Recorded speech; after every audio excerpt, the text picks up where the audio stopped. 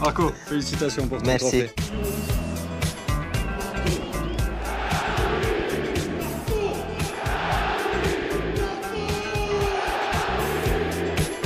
Merci à l'UNFP, qui est très important pour les joueurs. Et merci à vous d'avoir accepté l'invitation. Meilleur joueur du mois de février, joueur UNFP.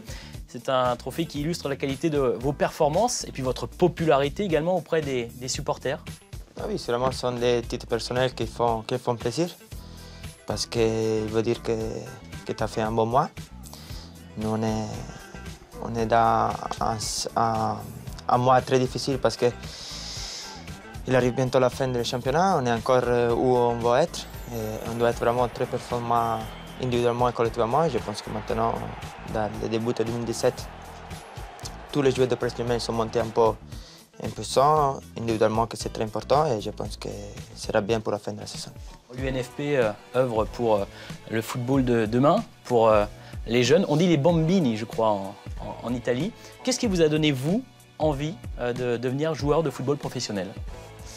Je pense qu'un peu avec cette... que tu nais un peu comme ça, parce que je me rappelle de quand j'étais petit, j'ai commencé à frapper des ballons. Je n'étais jamais regardé de télé, je voulais seulement les ballons. Peut-être ma famille, mon frère, peut-être qu'il jouait, regardant lui jouer, il me venait envie aussi à moi. Et après, je pense que ce sont des choses, comme j'ai dit après, que tout naît déjà comme ça. Pour conserver son titre, Paris doit compter sur un faux pas de l'AS Monaco. Ce serait une catastrophe si le Paris Saint-Germain ne remportait pas le titre de champion de France. Je ne pense pas que c'est une catastrophe. Je pense que dans le football, c'est comme ça. On n'a pas fait un bon début d'année. On a fait 6 mois un peu compliqués, on a perdu beaucoup de points. Mais maintenant, on est encore à 3 points. On a encore la possibilité. On va tout donner jusqu'à la fin de la saison. Après, si Monaco gagnera, on les félicitera. On sait qu'on n'a pas rejoint notre objectif, mais on a fait 4 ans historiques très bien ici en France. On a gagné tout et il peut toujours y avoir une possibilité qu'on ne gagne pas.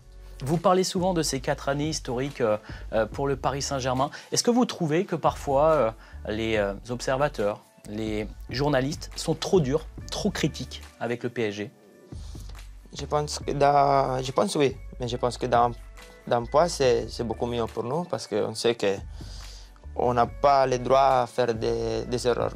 On doit toujours gagner, toujours faire des bons matchs. Et ça, c'est une chose aussi qu'il fait améliorer à nous parce qu'on accepte les critiques pour faire mieux.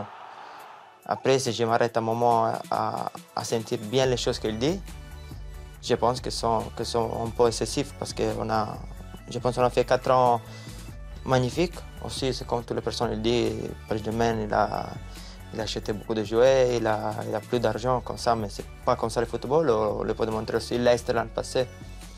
Il a gagné en Premier League, il n'était pas l'équipe qui a dépensé plus d'argent. Je pense que si, ils ont fait un grand projet parce qu'avant de prendre des grands joueurs, ils sont des grands hommes qui ont créé un peu un esprit d'équipe de gagner, un esprit gagnant. Et ça, il a fait un bon travail pour Paris Saint-Germain. Je pense que c'est pour ça que pour 4 ans, on n'a vu pas de rival. Cette année, c'est un peu différent parce que Monaco, il est grandi aussi. Il y a des jeunes qui maintenant sont dans un moment très, très bon. Et c'est ça, on a un rival en plus. On cherche d'arriver première. Ce ne sera pas facile, mais on essaie. Vous attendiez à ce niveau de performance de l'AS Monaco, une telle adversité? Oui, je pense parce qu'ils ont un peu maintenu la même équipe, ça fait 2-3 ans, mais le même entraîneur, ils ont trouvé un bon équilibre. Après, comme je dis, les Bernardo Silva, les Mbappé, ils sont grandis, ils sont devenus des très grands joueurs. Et c'est ça pour moi qu'il a fait la différence.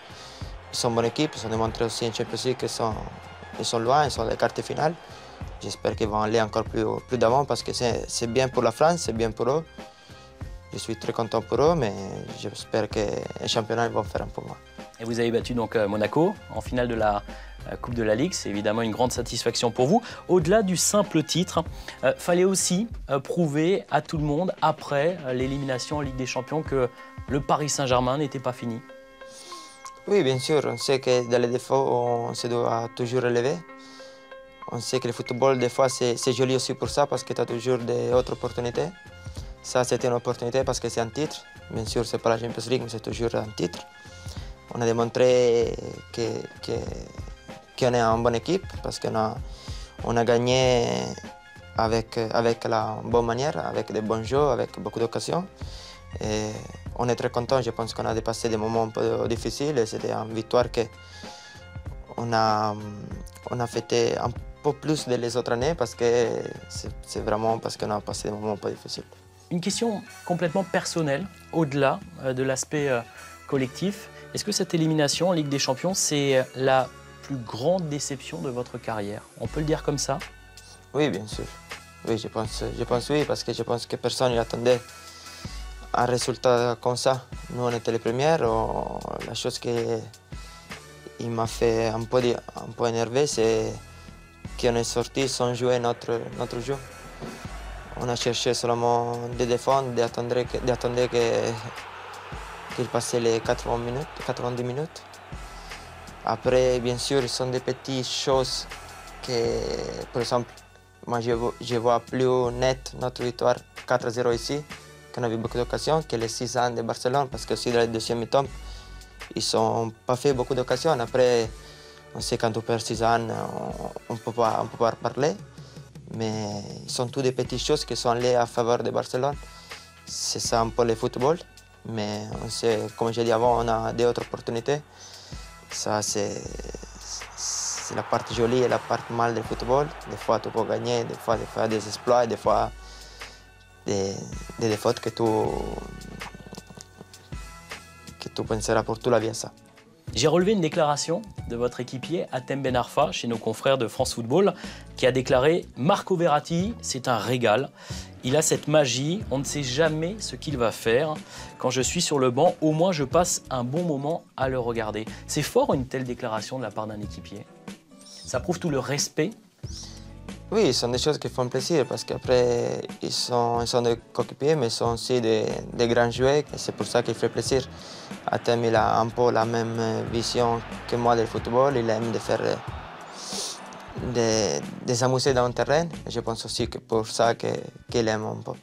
Quand on s'appelle Marco Verratti, forcément, on est très exposé.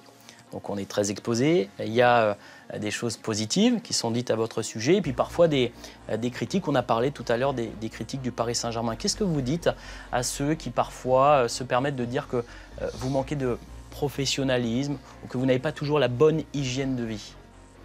Qu'est-ce que vous leur dites? Ça, ce sont les choses que je ne comprenais jamais dans le football. C'est les choses que je pense que quand un jour j'arrêterai de jouer, ce sont les seules choses qui ne me manqueront pas. Derrière une télé, derrière un computer, tout le monde il est bon à parler. Tout le monde à parler, tout le monde il peut dire qu'est-ce qu'il veut. Je pense qu'Anne, s'il me critique pour ma façon de jouer, il peut dire que je suis nul, que je suis un problème pour le Paris Saint-Germain. Moi, j'accepte toujours, jamais je dirai quelque chose parce que le football, c'est bien aussi comme ça. Mais quand il va entrer dans la vie privée sans savoir rien, ça, je ne l'accepte pas parce que ce n'est pas normal. J'ai senti des choses vraiment graves sur moi et je n'ai jamais dit rien. Mais je pense qu'à un moment, il faut un peu arrêter. Anne, qui est pris pour parler de football, il doit parler pour les choses que j'ai fait le football. Si j'ai envie, une hygiène de vie de merde, comme il dit lui, je suis de merde aussi sur le terrain. Après, c'est pour lui que je suis nul sur le terrain, ça c'est bien, mais ce n'est pas pour ma vie privée. Je me permets une question parce que vous êtes papa et votre fils, d'ailleurs, est né à Paris. Dans son attitude, dans son comportement, vous trouvez qu'il ressemble plus à un petit Italien ou à un petit Français? Ils ne me vont pas peut-être ma famille, mon grand-père, mon grand-mère, mais je le trouve plus français. Plus français. Il est vraiment un peu très timide, il est vraiment très tranquille.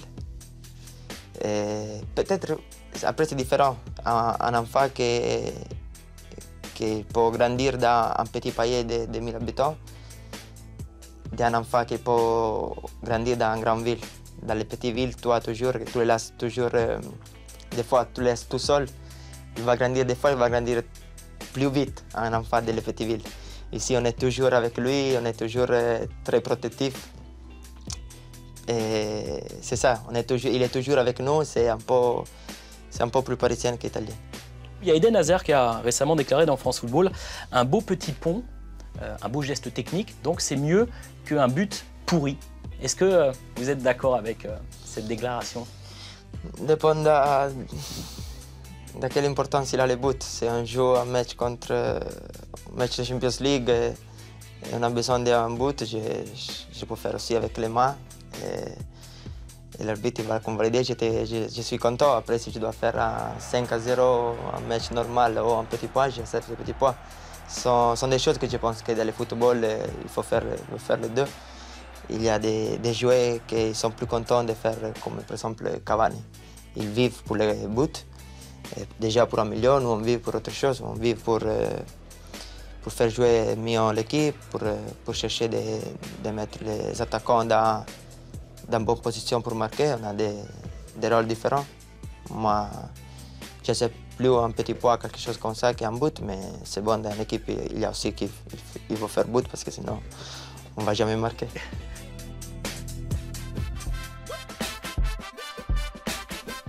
Vous qui êtes italien, dites-nous une fois pour toutes, quel est le meilleur restaurant italien de Paris? Ça, c'est une bonne publicité. Après, je ne dois pas payer plus toute la vie. Non, moi, j'aime beaucoup Nolita, c'est le restaurant sur l'avenue Montaigne, sur l'avenue Matignon, qui est le Palace de la Fiette, c'est très bon. Quelle équipe va remporter cette année la Ligue des Champions? J'espère Monaco parce qu'il est français, j'espère pour vous, pour les Français qui sont ici. Quel est le joueur du Paris Saint-Germain qui vous a le plus impressionné?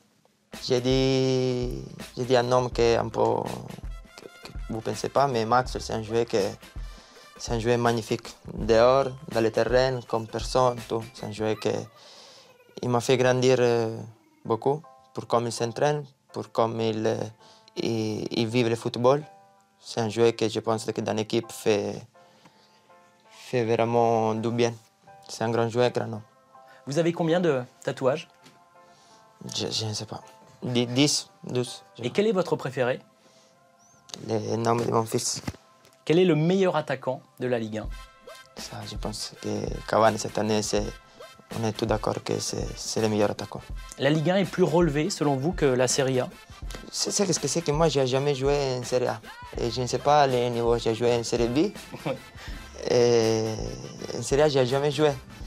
Je pense qu'ils sont là, il n'y a pas vraiment beaucoup de différence. Quelle est la plus belle ville italienne? Ma ville, c'est la meilleure. Pescara, c'est la meilleure. Si vous deviez recruter un seul joueur pour la saison prochaine au Paris Saint-Germain, quel serait-il? Neymar, je pense que c'est un jeune joueur.